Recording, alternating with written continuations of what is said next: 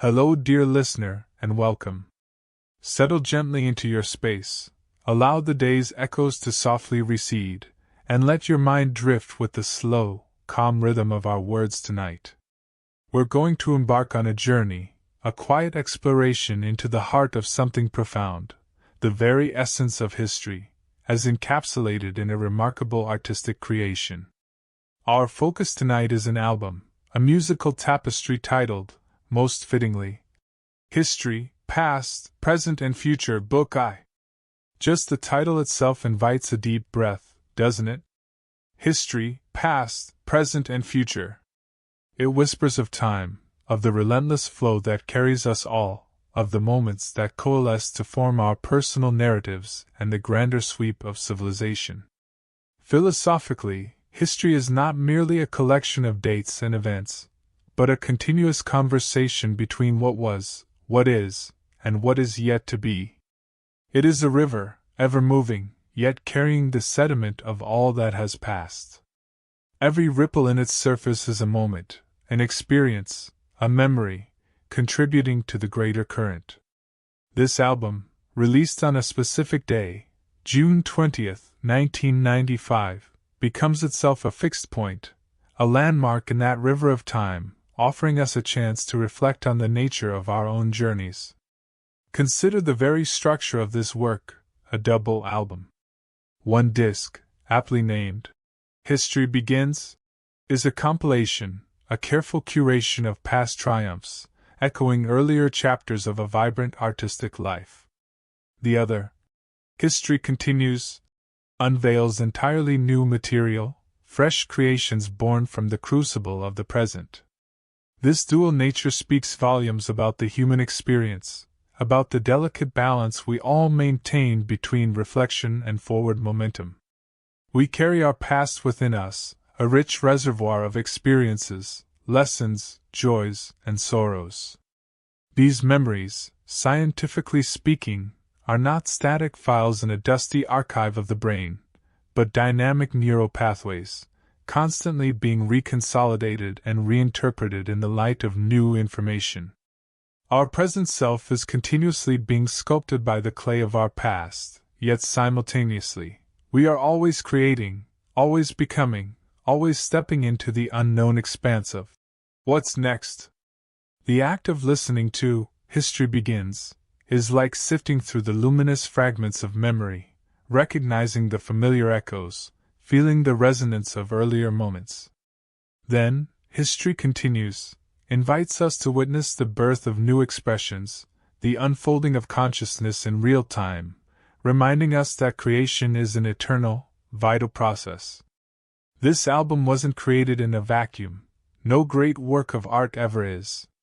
It emerged from a confluence of collaborations, bringing together diverse talents like Janet Jackson, Shaquille O'Neal, Slash, and the Notorious B.I.G.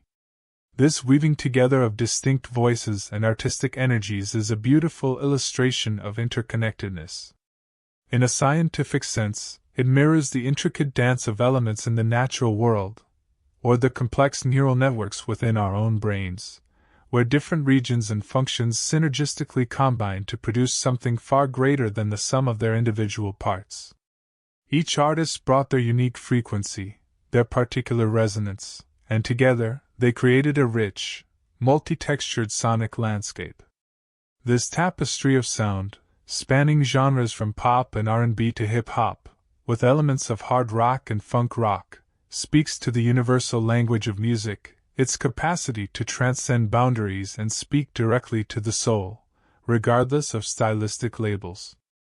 Our brains, fascinatingly, respond to these diverse sonic stimuli in myriad ways, different rhythms and harmonies activating various emotional centers, painting a vast array of feelings across our inner canvas.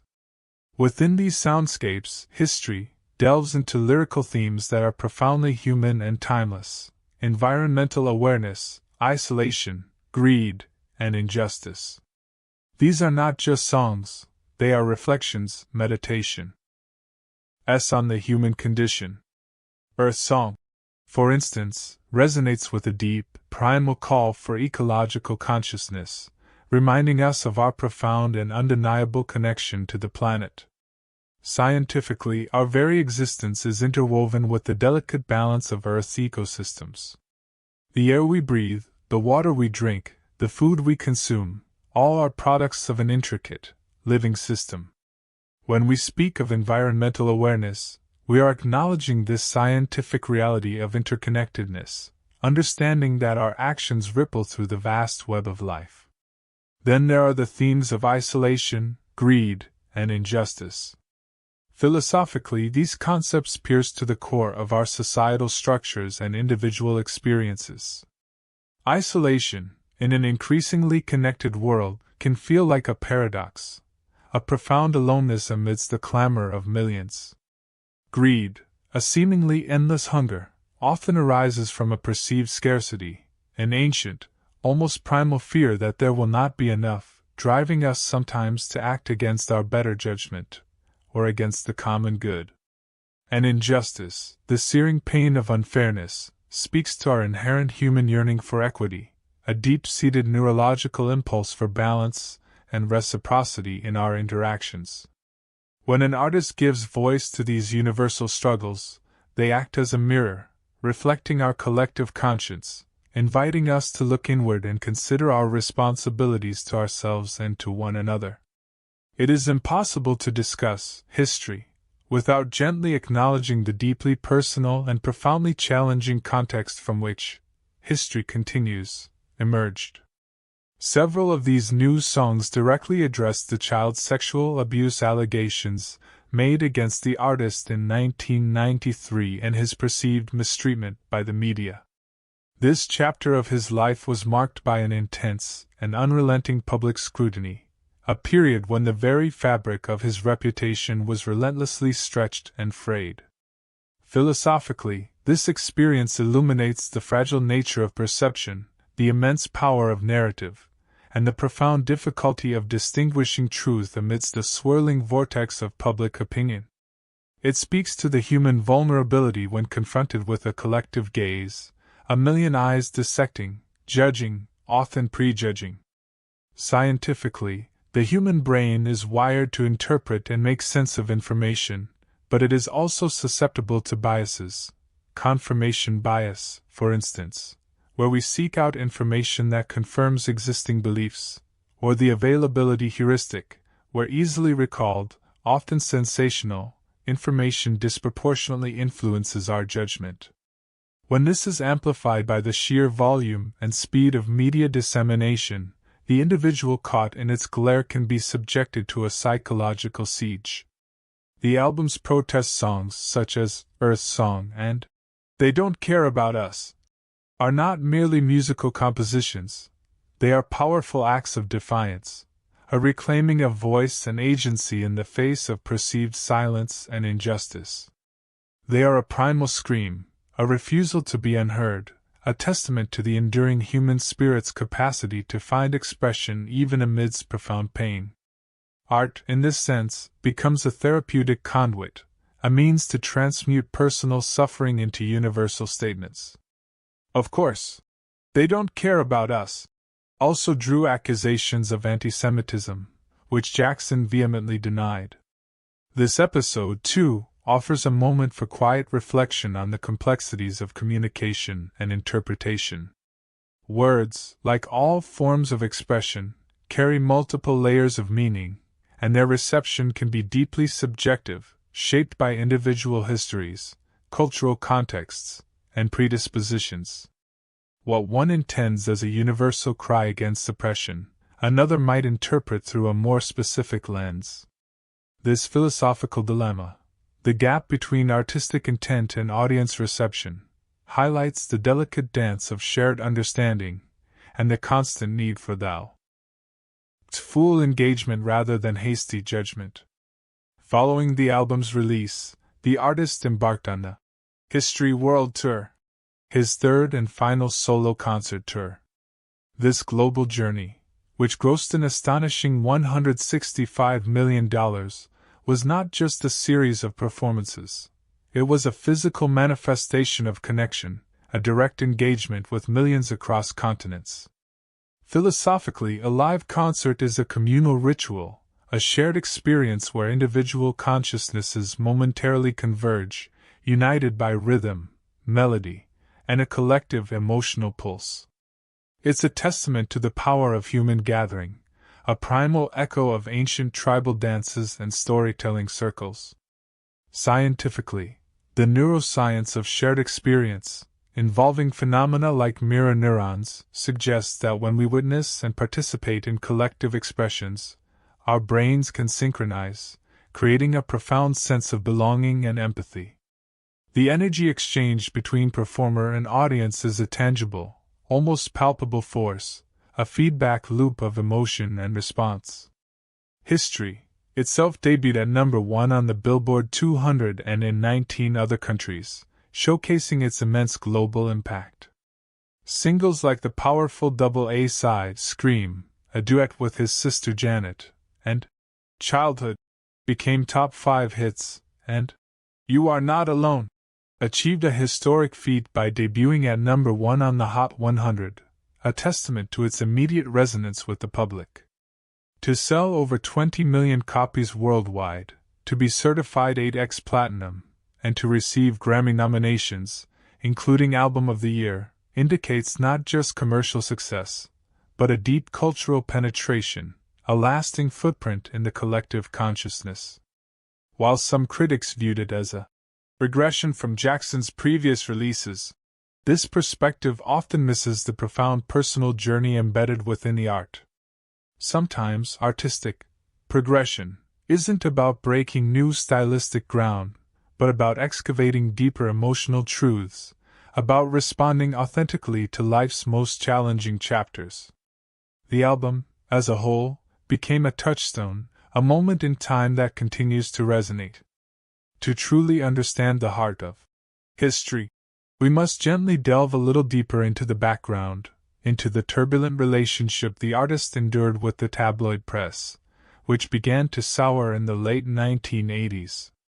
Initially, there was a playful dance, where stories were perhaps strategically leaked. But soon, the narrative spun wildly out of control. Tales of him sleeping in a hyperbaric oxygen chamber, or offering to buy the bones of Joseph Merrick, the Elephant Man, were concocted. These were vehemently denied, yet they stuck, clinging like burrs to his public image, giving rise to the dehumanizing nickname, Wacko Jacko, a label he deeply despised.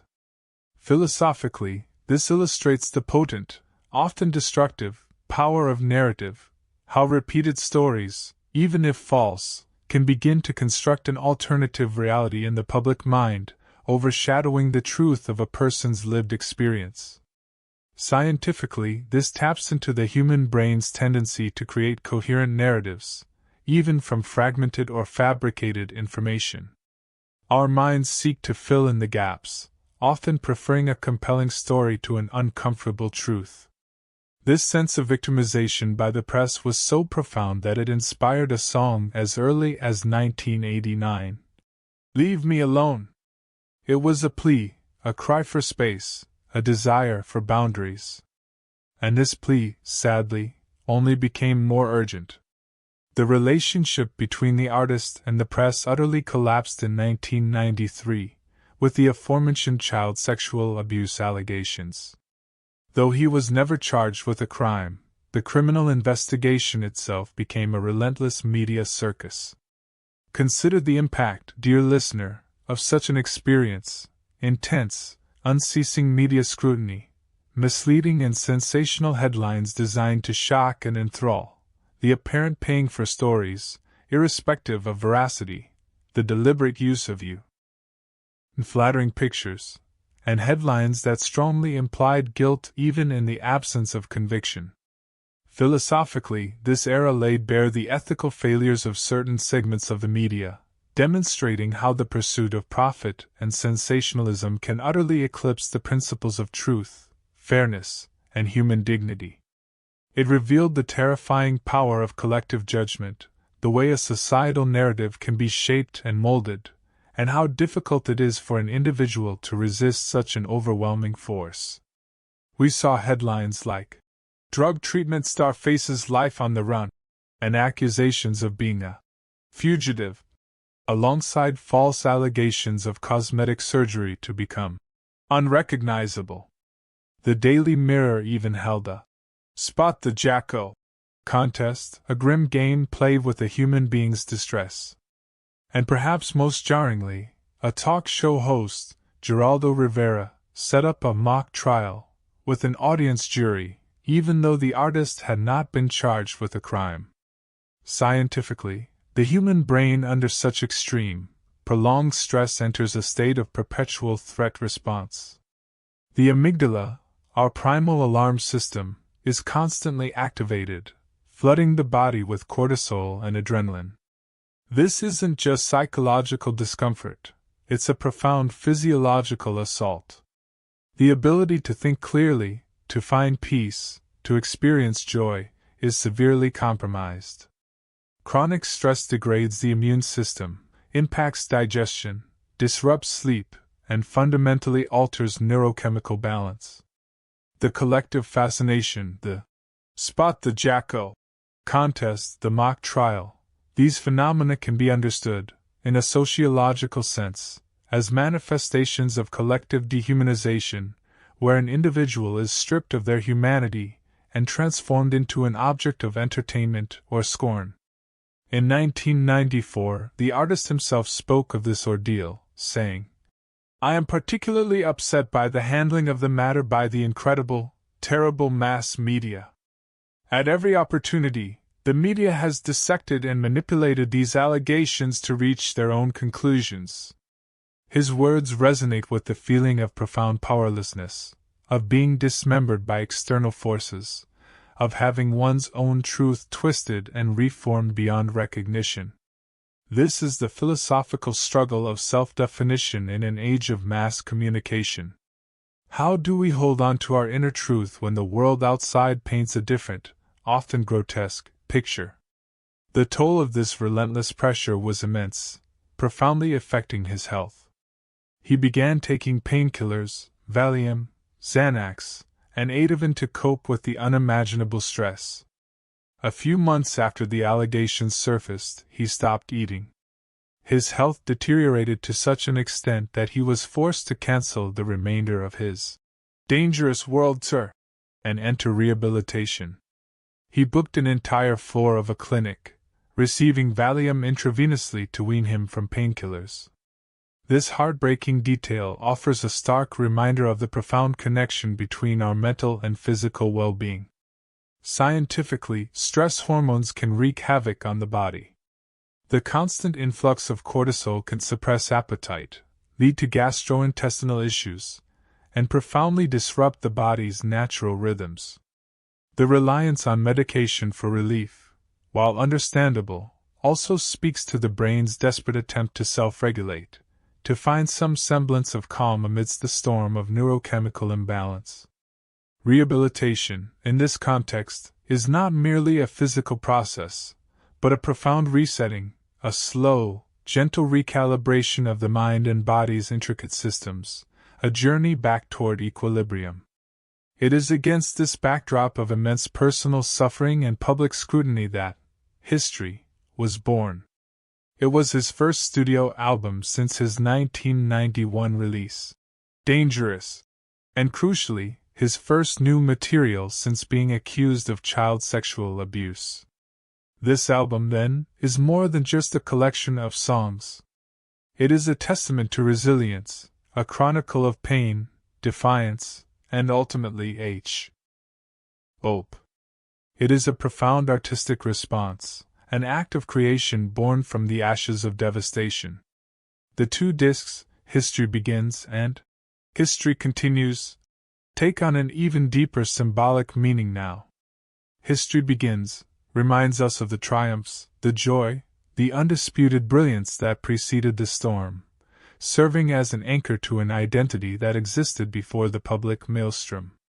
And History Continues is a raw, honest, and powerful declaration that the story is not over.